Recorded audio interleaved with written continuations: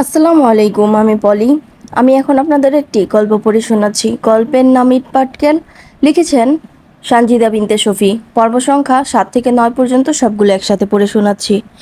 বিয়ের 6 মাসের মাথায় কামিনী চৌধুরী হঠাৎ করেই নিজের আগের রূপে ফেরা শুরু করে। কথায় কথায় নূরকে অলক্ষী অপয়া বলে অপমান অপদস্থ করতে করতে থাকে। নূর তাতে খুব একটা পাত্তা দেয়নি। নিজের মতো করে জীবন কাটাতে থাকে সে। আসমিন কিংবা রাফসান শিকদার কাউকেই এ ব্যাপারে কিছু বলতো না নূর। এর মধ্যেই তাদের জীবনে আবির্ভাব ঘটে লারা নামক রমণীর। কানাডায় আসমিনদের প্রতিবেশী ছিল তারা। লারা আসমিনকে ছোটবেলা থেকেই পছন্দ করত। তবে এক আসমিনে মজে থাকার মেয়ে লারা না। কানাডায় আরও অনেক ছেলেদের সাথে তার সম্পর্ক ছিল। মেডিসন নামের এক ছেলের সাথে 2 বছর লিভ ইন রিলেশনে ছিল সে। কিছুদিন আগে কামিনী চৌধুরীর সাথে যোগাযোগ হলে কামিনী চৌধুরী আসমিনের কথা বলে লারাকে। এও বলে এও বলে যে কয়েকদিন পরেই আসমিনের ডিভোর্স হয়ে যাবে। আসমিনকে পেতে চাইলে লারা যেন বাংলাদেশে চলে আসে।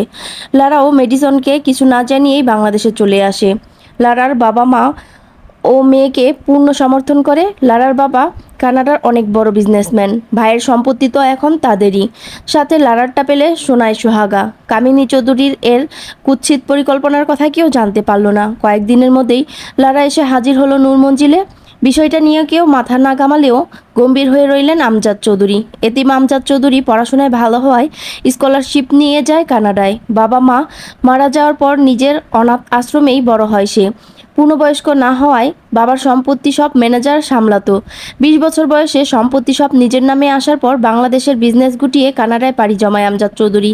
দেশের অনাথ আশ্রম সে নিজের আরেকটা ঘর মনে করে। অনাথ আশ্রমের দায়িত্বে থাকা ফাদার দেখাশোনা করে সবকিছু। সমস্ত খরচ আমজাদ চৌধুরী নিজেই চালায়।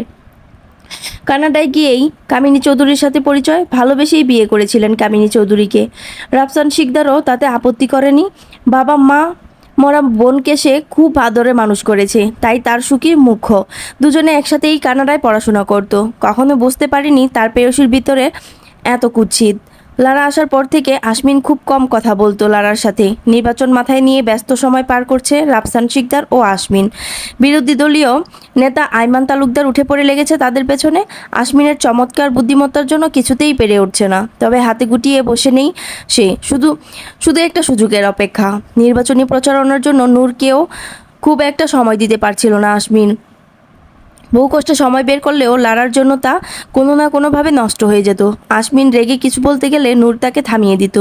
বাড়ির মেহমানের সাথে এমন আচরণ মোটেই শোভনীয় নয়। সেই সুযোগই লুফে নিতে লাগলো লারা। দূরত্ব সৃষ্টি হলো আসমিনের সাথে নূরের। মাঝে মাঝে রাতেও দেখা হতো না দুজনের। গভীর রাতে এসে আবার ভোরেই বেরিয়ে পড়তো আসমিন। অন্তর্মুখী হওয়ায় নূরের খুব একটা বন্ধু ছিল না। একমাত্র তানবীর সাইদি ছিল নূরের ছোটবেলার বন্ধু।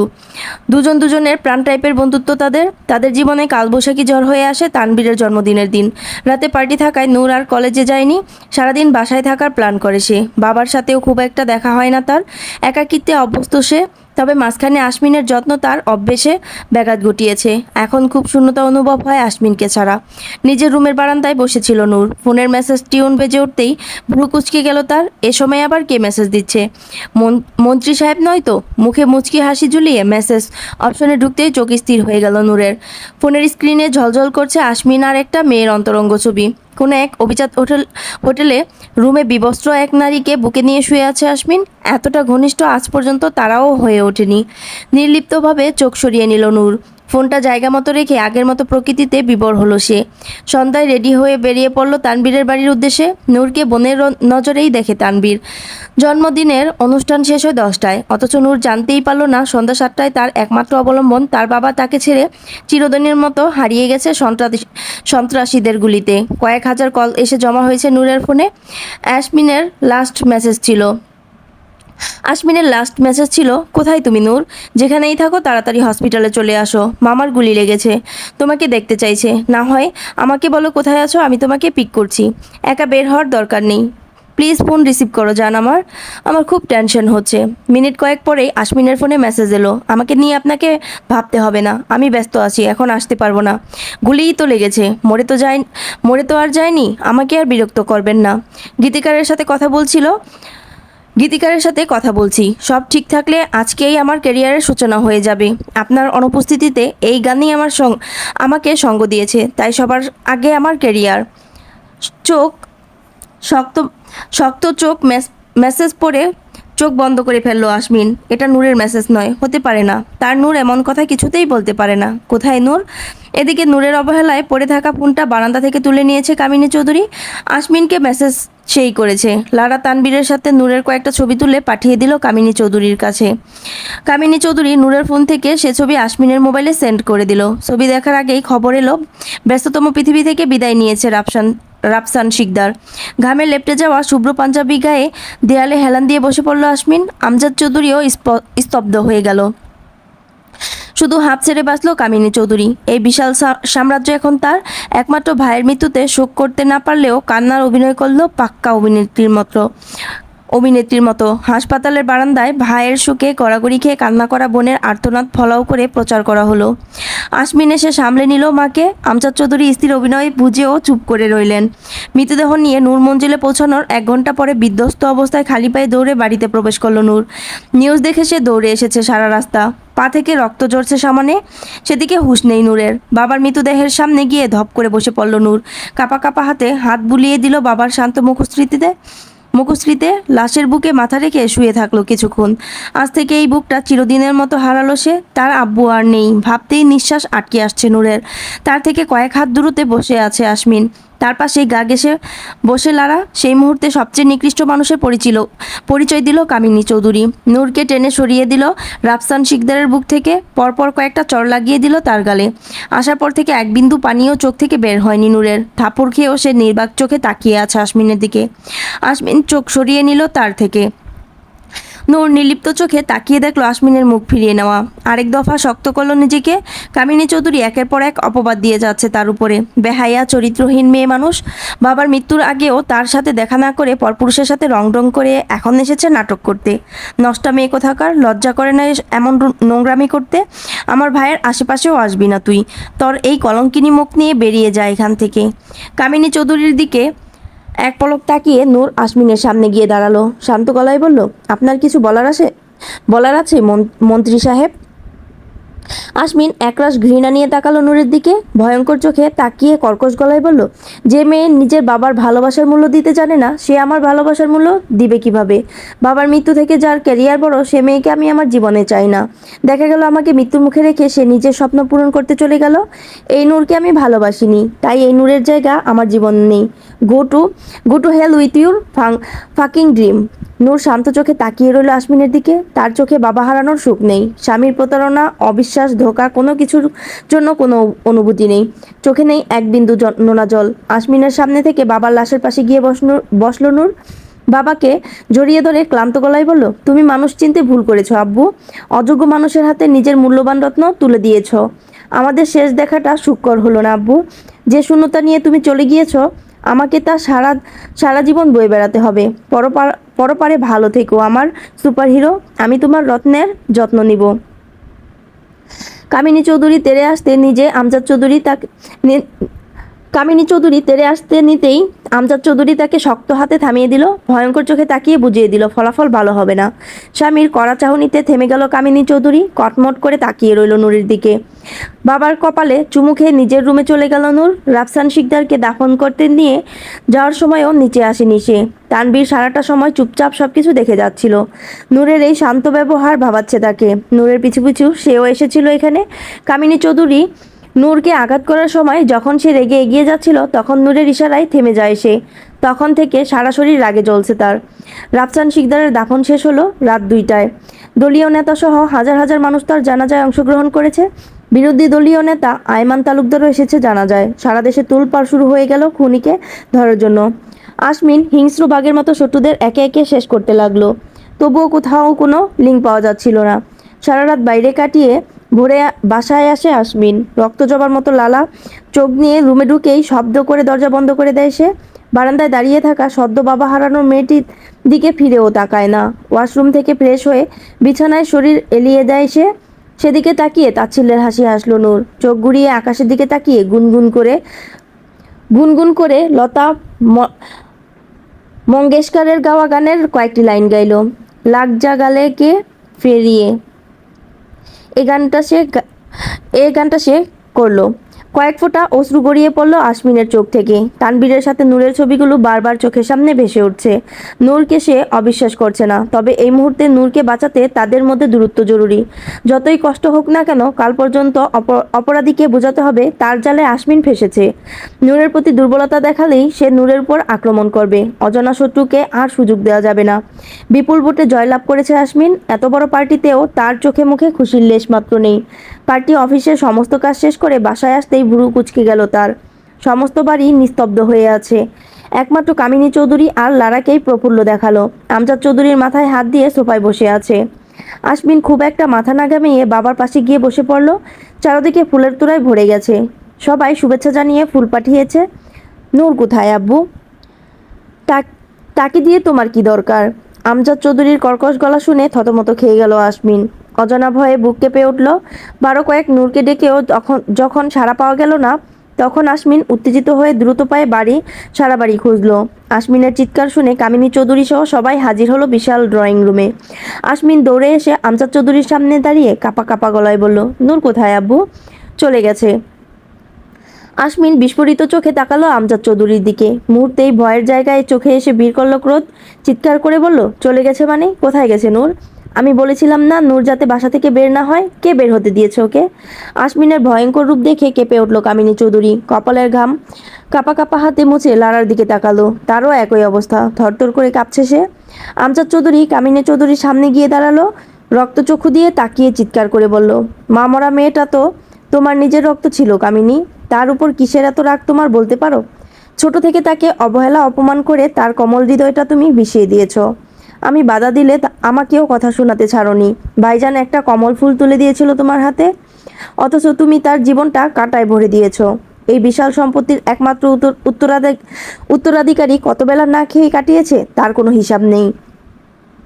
সবকিছু তো মেয়েটা মেনেই নিয়েছিল, তাহলে তাকে এভাবে ঘর ছাড়তে বাধ্য করলে কেন? তার চরিত্রে সবার সামনে দাগ লাগালে কেন? উত্তর দাও কামিনী। স্বামীর এহেন রূপে কলিজা শুকিয়ে গেল কামিনী চৌধুরীর। আশমিন অবাক চোখে বিস্ময় নিয়ে তাকিয়ে আছে তার মায়ের দিকে। সেদিকে একবার তাকিয়ে চোখ নামিয়ে নিল কামিনী চৌধুরী। আশমিন যেন বোবা হয়ে গেল। টলমল পায়ে দেয়ালের উপর হাত রেখে নিজেকে সামলালো। মরার উপর খাড়ারগা হয়ে আগমন হলো তানবীরের। কারো দিকে না তাকিয়ে নিজের ফোনটা কানেক্ট করে দিল ড্রয়িং রুমের টিভিতে। সাথে সাথেই টিভির স্ক্রিনে ভেসে উঠল নূরের পরিশ্রান্ত পরাজিত মুখখানা। ভিডিওটি গাড়ির ভিতরে বসে করা। আশমিন দৌড়ে এসে দাঁড়ালো টিভির সামনে। কাপা কাপা হাতে ছুঁয়ে দিল নূরের মুখখানা। জয়ের জন্য অনেক অনেক শুভকামনা মন্ত্রী সাহেব। আপনার এই সাফল্য পরা জীবনে আমার মতো অপয়া থাকা মানায় বলেন? আপনার এই সাফল্য পরা জীবনে আমার মতো অপয়া থাকা মানায় বলেন? ভালোবাসলে বিশ্বাস করতে হয় মন্ত্রী সাহেব, ভালোবাসায় ভরসা থাকতে হয়। কোনো ঠুনকো আঘাত যদি তা ভেঙে দেয় তাহলে বুঝতে হবে সেখানে কোনো ভালোবাসা ছিল না, পুরোটাই অভিনয় বা মোহ। আপনার বেলায় ঠিক কোনটা বুঝতে পারছি না। আপনি যখন বলেই দিয়েছেন আমি আপনাকে আর কি ভালোবাসবো, নিজের বাবাকেই তো ভালোবাসতে পারিনি, তখন আর নিজের হয়ে কোনো সাফাই আমি দিব না। আমি চলে যাচ্ছি, আপনাকে সমস্ত সম্পর্ক থেকে মুক্তি দিয়ে চলে যাচ্ছি। প্রমাণস্বরূপ এই ভিডিওটি আপনার কাছে রেখে দিতে পারেন। যেহেতু আমাদের বিয়ের রেজিস্ট্রেশন হয়নি, সেহেতু ডিভোর্স পেপার দিতে পারলাম না। ভিডিও শেষে আপনার জন্য সারপ্রাইজ আছে, দেখে নেবেন প্লিজ। মিসেস চৌধুরীকে টেনশন করতে নিষেধ করবেন। আমি নামক বোঝা সারা আপাতত বিদায় হচ্ছি, তবে আমি ফিরব। আমার আব্বুর খুনিদের ভয়ঙ্কর মৃত্যু দিতে আমি ফিরব, কিন্তু আপনার জীবনে কখনো না মন্ত্রী সাহেব। কষ্ট দিয়েছেন আমায়, অবিশ্বাসের আগুনে জ্বালিয়ে আমাকে মেরে ফেলেছেন আপনি। লাশের কি কারোর প্রতি ভালোবাসা থাকে বলেন? ভালোবাসা বিষে আপনার হৃদয় বিষাক্ত হোক, এই দোয়া রইল। আমার ফিরে আসা পর্যন্ত জীবনটাকে উপভোগ করুন। নূর ফিরে আসলে স্বস্তির নিঃশ্বাস নেওয়া দুষ্কর করে দিবে। রাফসান শিকদারের মেয়ে তেহজিব নূর শিকদারের ওয়াদা এটা। নূরের জ্বলন্ত চোখের দিকে একমনে তাকিয়ে রইল আশমিন। নূরের ভিডিও বন্ধ হতেই স্ক্রিনে সেদিনের আশমিনের ছবিগুলো ভেসে উঠল। রাফসান শিকদারের মৃত্যুর দিন সকালেই পাঠানো হয়েছে নূরকে। আশমিন একের পর এক ধাক্কা সামলাতে পারল না। মস্তিষ্ক অচল হয়ে গেল। অতিরিক্ত চাপের ফলে মাইনর অ্যাটাক হয়ে গেল তার। আমজাদ চৌধুরী মেঝেতে লুটিয়ে পড়া ছেলেকে ধরে চিৎকার করে কেঁদে উঠল। সিংহের মতো দাপিয়ে বেড়ানো মানুষটাকে এভাবে দেখে সবার চোখে অশ্রুরা ভিড় করল। দেহরক্ষীরা আর তানবীর মিলে আশমিনকে তাড়াতাড়ি হসপিটাল নিয়ে গেল। আমজাদ চৌধুরী ছেলের সাথে যেতে নিয়ে স্তব্ধে বিমূর কামিনী চৌধুরীর দিকে তাকিয়ে হুঙ্কার দিয়ে বলল, আমার ছেলের কিছু হলে তোমাকে আমি নিজের হাতে খুন করব কামিনী। ভুল করেও নিজের এই নোংরা চেহারা আমার ছেলের সামনে নিয়ে আসবে না। আব্বুর গাড়ির আব্বুর গাড়ির ড্রাইভারের খোঁজ পেয়েছো অমি? পাইনি ম্যাম, লোকটা হয়তো দেশে নেই। তার গ্রামের বাড়িতে খোঁজ নিয়ে জানতে পারলাম তার পুরো পরিবার ওই দিনের পর থেকে নিখোঁজ, কোথাও তাদের পাওয়া যায়নি। মন্ত্রী সাহেব এসেছেন? না ম্যাম, তবে রাস্তায় আছে, কিছুক্ষণের মধ্যেই চলে আসবে। ঠিক আছে, তুমি এখন যাও। অমি নামের ছেলেটা নূরের পার্সোনাল সেক্রেটারি। তার এক কথায় সে জীবন দিয়ে দিতে প্রস্তুত। প্রচুর বিশ্বাসী হওয়ায় নূর তাকে সবসময় কাছেই রাখে। এতক্ষণ নিজের রুমেই কথা বলছিল তারা। অমি বেরিয়ে যেতেই নূর সোফা থেকে জানালার কাছে গিয়ে দাঁড়ালো। আজ আকাশে চাঁদ নেই, মেঘের কবলে পুরো আকাশ। ক্ষণে ক্ষণে বিদ্যুৎ চমকাচ্ছে। আকাশের থেকে চোখ সরিয়ে নিচে তাকাতেই আসমিনের গাড়ি ঢুকতে দেখল নূর। কালো 10টা গাড়ির দ্বিতীয় গাড়িটা আসমিনের। সেদিকে তাকিয়ে ক্রুর হাসল নূর। আপনি আমাকে নিয়ে আসেননি মন্ত্রী সাহেব, আমি চেয়েছি তাই আজ আমি এখানে। শত্রুকে কখনো চোখের আড়াল করতে নেই, তাকে সব সময় রাখতে হয় চোখের সামনে। আপনি আমার শত্রু নন, আপনি আমার জয়। আপনাকে হারিয়েই তো আমি বারবার জয়ের স্বাদ গ্রহণ করব। তাই আপনি থাকবেন আমার চোখের সামনে। যতটা সামনে থাকলে আপনার প্রতিটি লোমকূপের খবরও আমি জানবো, ঠিক ততটা কাছে। রাফসান শিকদারের মেয়ে আমি, তার রক্ত। আপনি যা এত বছর শিখেছেন তা আমার জন্ম থেকেই শেখা। আমার রক্তে রাজনীতি। তাহলে এখন না হয় সমানে সমানে টক্করটাই হয়ে যাক। প্রতি মুহূর্ত আপনি ভয় পাবেন, আমাকে হারানোর ভয়। আর আমি আপনাকে সেই পরিস্থিতিতে এনে দাঁড় করিয়ে দেব। কথাগুলো বলে হাসল নূর। সাদা গ্রাউনের সাথে হালকা গোলাপি ওড়নাটা গলায় পেঁচিয়ে রুম থেকে বেরিয়ে গেল নূর। ততক্ষণে আসমিন বাসায় এসে ঢুকেছে। ড্রয়িং রুমে সানভির সাথে দাঁড়িয়ে কোনো বিষয় নিয়ে কথা বলছে হয়তো। নূর সেদিকে পাত্তা না দিয়ে সরাসরি গিয়ে তার বাবার জন্য বরাদ্দকৃত কাউচে গিয়ে বসে পড়ল। রাফসান শিকদার মারা যাওয়ার পর পর থেকে এখানে আর কেউ বসেনি। সবাই অবাক হয়ে তাকিয়ে রইল নূরের দিকে। আসমিন স্বাভাবিকভাবে এক পলক তাকিয়ে আবার নিজের কাজে মন দিল। সানভি কাঁপা কাঁপা গলায় বলল, স্যার। আসমিন বিরক্ত বিরক্ত চোখে তাকালো সানভির দিকে। আসমিনের দৃষ্টি দেখে সানভি আর কিছু বলল না। কামিনী চৌধুরী রুমেই ছিল। নূর অমিকে বলল সবাইকে ডেকে নিয়ে আসতে। অমি মাথা নাড়িয়ে চলে গেল সবাইকে ডাকতে। কামিনী চৌধুরী এসে নূরকে রাফসান শিকদারের কাউচে দেখে খেপে গেল। তেরে তার দিকে যেতে নিতেই নূর বিরক্ত চোখে তাকালো। পাশে থাকা মেয়ে গার্ডটা আটকে দিল তাকে। কামিনী চৌধুরী সেদিকে তোয়াক্কা না করে চিৎকার করে বলল, এখানে বসেছিস কোন সাহসে? বেহায়া মেয়ে, লজ্জা করলো না এ বাড়িতে এসে আবার নিজের কলঙ্কিত মুখ সবাইকে দেখাতে? আজকেই বেরিয়ে যাবি এখান থেকে। আসমিন ক্লান্ত চোখে সবকিছু দেখছে। বিরক্তি আর রাগ তরতর করে বেড়ে চলছে তার। কামিনী চৌধুরীর পিছনেই আমজাদ চৌধুরী এসেছিলেন। তিনি এতক্ষণে বসে পড়েছেন সোফায়। আসমিনও গিয়ে বাবার পাশে বসে পড়ল। নূর কামিনী চৌধুরীর দিকে শান্ত চোখে তাকিয়ে মেয়ে গার্ডটাকে উদ্দেশ্য করে বলল, আগামী 10 মিনিট আমি কোনো রকম ডিস্টারবেন্স চাই না, তাই এই মহিলার মুখটা বন্ধ করে দাও। এতে যদি অন্য কারো সমস্যা হয় তাহলে তাদের ক্ষেত্রেও অ্যাপ্লাই করতে পারো।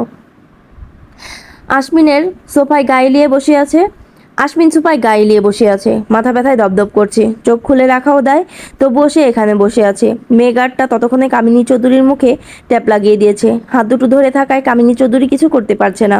শুধু আগুন চোখে তাকিয়ে আছে নূরের দিকে। আমজাদ চৌধুরীর খারাপ লাগলেও সে চুপ করে আছে।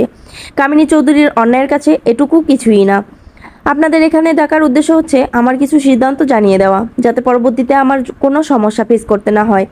যেহেতু এতদিন আপনারা সব কিছু সামলেছেন, সেহেতু কোনো কিছু করার আগে আমার আপনাদের জানাতেই হতো। হালকা নিঃশ্বাস নিয়ে, কাল থেকে আমি অফিস জয়েন করব। আগের এমপ্লয়িকে 1 মাসের নোটিশে চাকরি থেকে বাদ দেওয়া হবে। আমার টিম আমার সাথে কাজ করবে। তারা কালকেই বাংলাদেশে এসে পৌঁছাবে। অফিসের দায়িত্ব যে আছে তাকে বলে দিবেন আব্বু মারা যাওয়ার পর থেকে সমস্ত হিসাব এই 1 মাসে আমার টিমকে বুঝিয়ে দিতে। যাদের যাদের চাকরি যাবে তাদের মধ্যে পুরনো যারা আছে তারা আঙ্কেলের কোম্পানিতে জয়েন করবে। আর হিসাবে যত পরিমাণ টাকা ঘাটতি থাকবে তা মিসেস চৌধুরীর অ্যাকাউন্ট থেকে পূরণ করা হবে। কারণ নুরানি মাল্টিন্যাশনাল কোম্পানির অ্যাকাউন্ট তিনি হ্যান্ডেল করতেন। কারোর কোনো প্রশ্ন থাকলেও করার অনুমতি নেই। আমি আমার সিদ্ধান্ত জানিয়ে দিয়েছি। কোম্পানি যেহেতু আমার, তাই আমার সিদ্ধান্তই শেষ কথা। আসমিন চোখ বন্ধ করে গায়ে লিয়ে বসে আছে। ঘুমিয়েও পড়েছে হয়তো। সেদিকে তাকিয়ে গা জ্বলে গেল নূরের।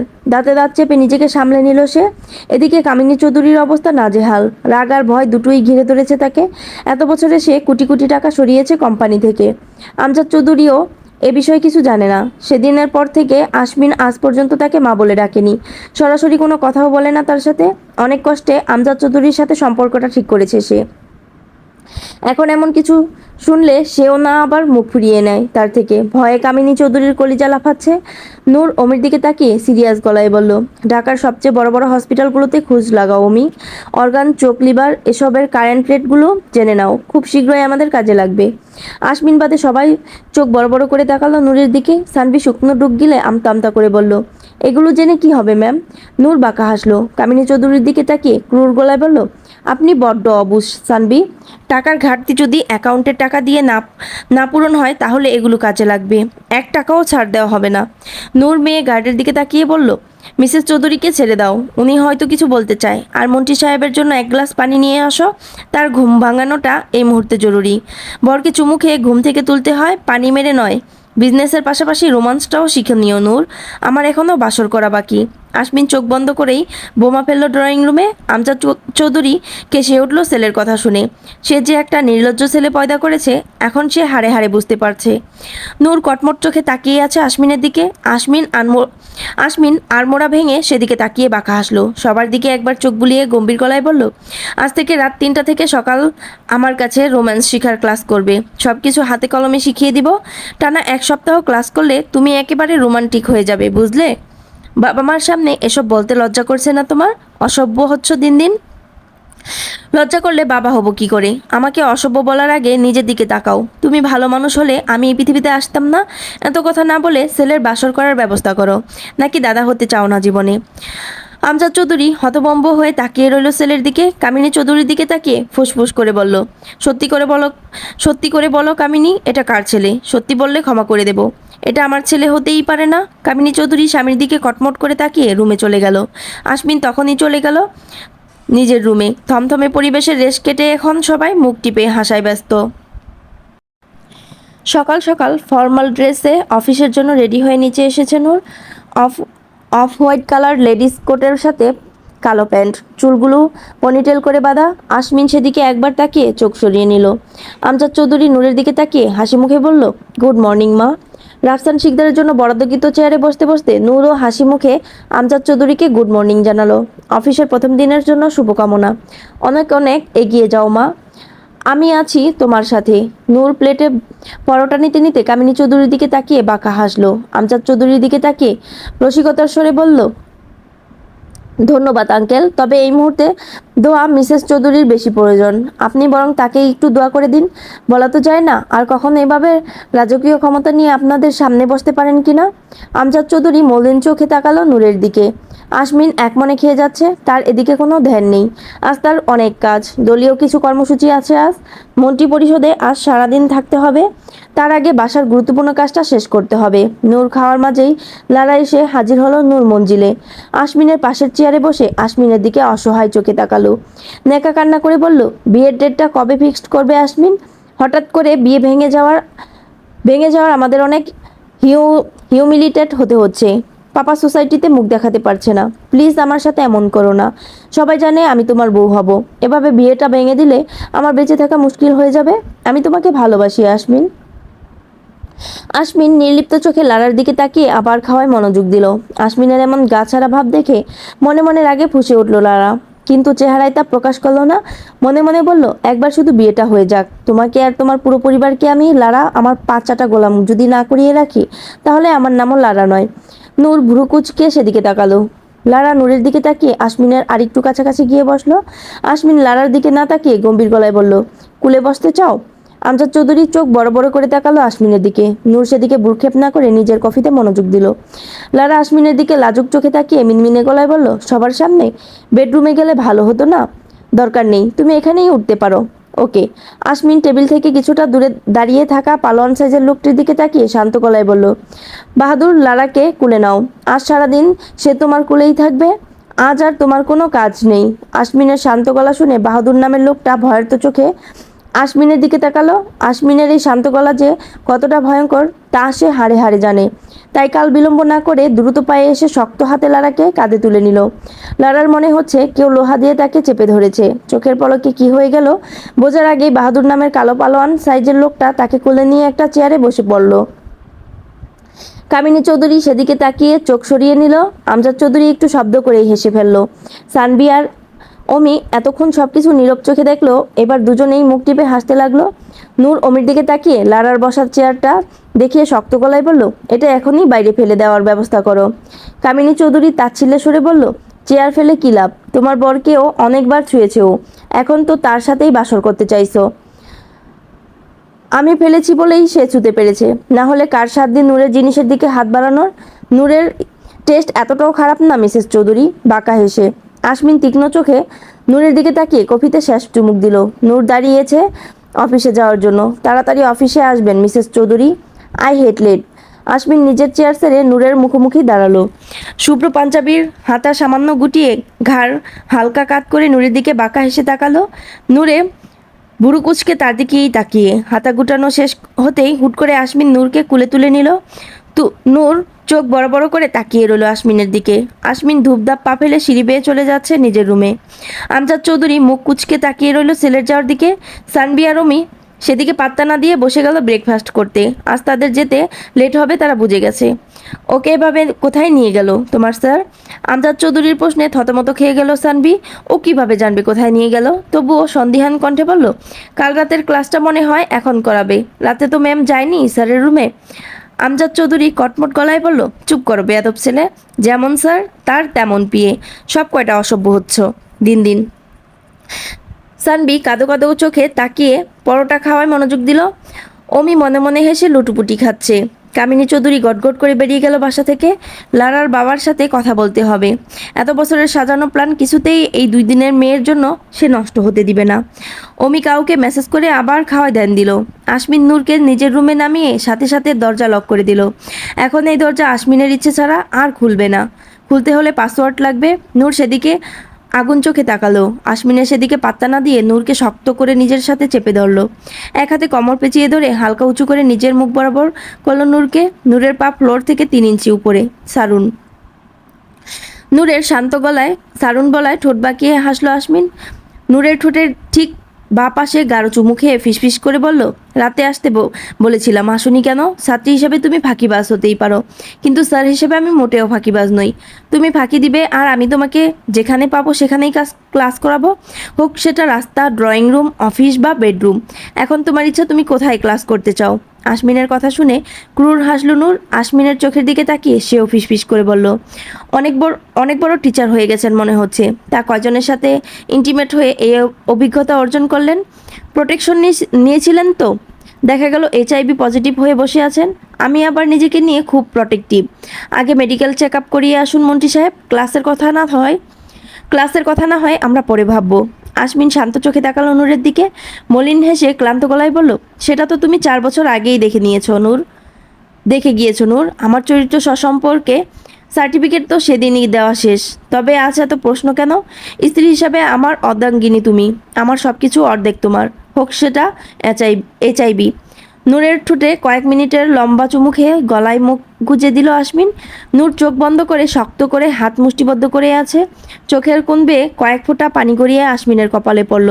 আসমিন নূরের গলায় ছোট ছোট চুমু দিয়ে সেদিন নূর আসমিনের যেখানে কামড় দিয়েছিল ঠিক সে জায়গায় আসমিনও দাঁত বসিয়ে দিল। নূর হালকা আর্তনাদ করে উঠলেও সাথে সাথে ছাড়ল না আসমিন। কয়েক সেকেন্ড হাত দিয়ে কামড়ে ধরে রেখে আস্তে করে ছেড়ে দিল।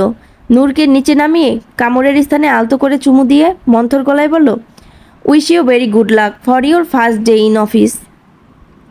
এই ছিল ইট পাটকেলের 7 থেকে 9 পর্যন্ত সবগুলো পর্ব একসাথে।